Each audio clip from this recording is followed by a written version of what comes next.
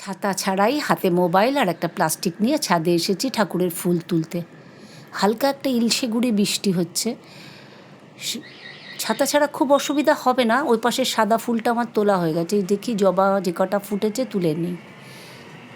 ঈশ্বরকে যেমন দেখা যায় না, অনুভব করা যায়, ঠিক তেমনই আমি অনুভব করছি যে সূর্যদেব উঠে গেছে। তাই একটা নতুন দিনে সবাইকে ভালো থাকার শুভেচ্ছা জানিয়ে আজকের দিনটা শুরু করি। আজকে একটা খুব ছোট্ট ভিডিও নিয়ে আপনাদের সামনে এসেছি, কারণ আমার শরীরটা খুব খারাপ। দেখুন, ছাদ থেকে নিচে ফুলটা নিয়ে নামছি, এসে আমার দোতলার ছাদটা দেখুন, টিপটিপ বৃষ্টি এখন অঝোর ধারায়। কি ভালো লাগছে, গাছগুলো জল পেয়ে সতেজ হয়ে গেছে। যে গাছগুলো কিছুদিন আগেও রং অনেকটাই ফিকে হয়ে এসেছিল, আজ তারা পূর্ণ যৌবন আবার ফিরে পেয়েছে।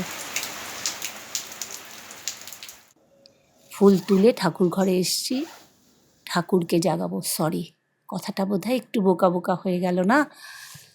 যার হাত ধরে বিশ্ব সংসার চলছে, আমি বলছি আমি তাকে জাগাবো।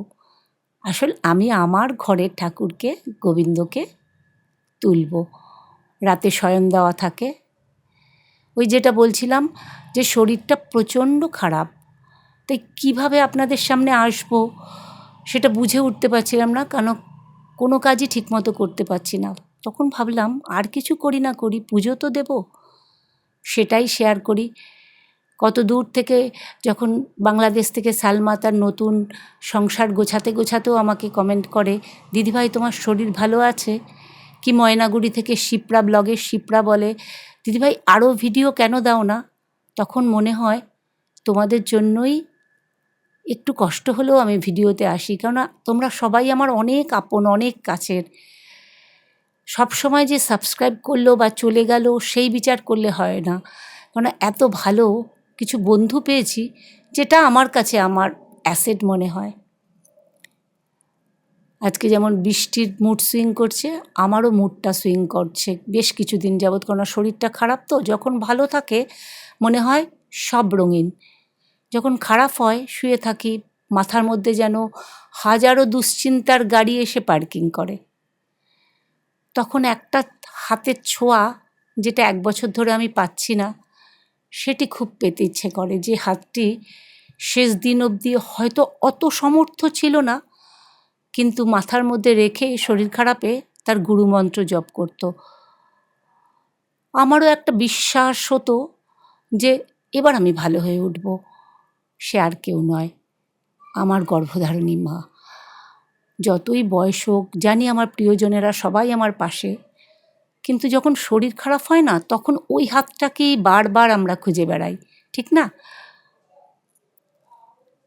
অনেকক্ষণ ধরে একটু বেশি কি বলবো, গম্ভীর পরিবেশ হয়ে গেছে না? এই দেখুন, গাছে খুব সুন্দর একটা ছোট্ট বেলপাতা হয়েছে, সেটাই নিয়ে এসে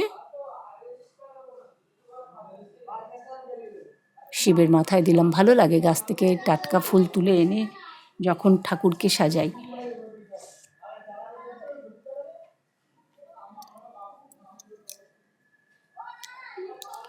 আজকে একটু আমার এই ঠাকুরের, আমাদের তো কৃষ্ণ অনেক বড়, তাই আমরা নাবাতে পারি না। এই যে গোবিন্দের চরণ দেখুন, একটা ব লেখা আছে, তাই দেখেছেন, এটা হলো কৃষ্ণের চরণ।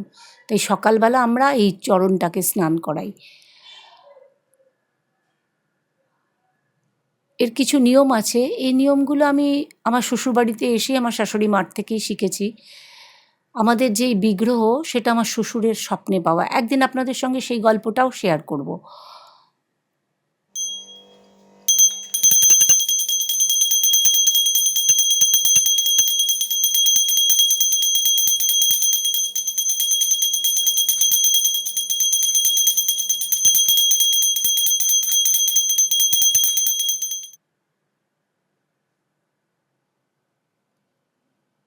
আমার তো ঠাকুরের চরণ স্নান করানো হয়ে গেল। আমার সব বন্ধুরা আমি জানি ঠিক লাইক দিয়ে দিয়েছে।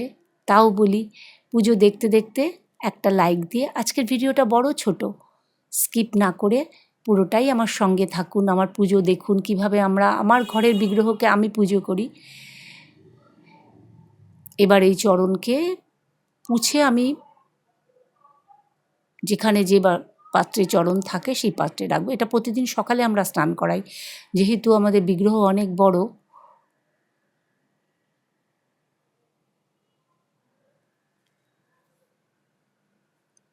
যখন শরীর খারাপ থাকে এক এক সময় ঠাকুরের দিকে তাকিয়ে বলি যে মনটা তো অনেক আগে অনেক কারণে খারাপ আছে, সবাই ভালো হলেও অনেক কারণ থাকে যেটা নিজেদের ব্যক্তিগত। শরীরটা কেন আবার খারাপ করে দিলে? তাকিয়ে দেখি উনি মিটিমিটি হাসছে, ভাবছে তোর জীবনের বইয়ের পাতা সব আমারই লেখা, তুই আমায় কি জানাচ্ছিস? তখন আবারও বলি, যদি কোথাও তোমার মনে হয় পাতার কোনো একটা লেখাকে সংশোধন করা যাবে, তাহলে একটু সংশোধন করে তাড়াতাড়ি সুস্থ করে দাও। বা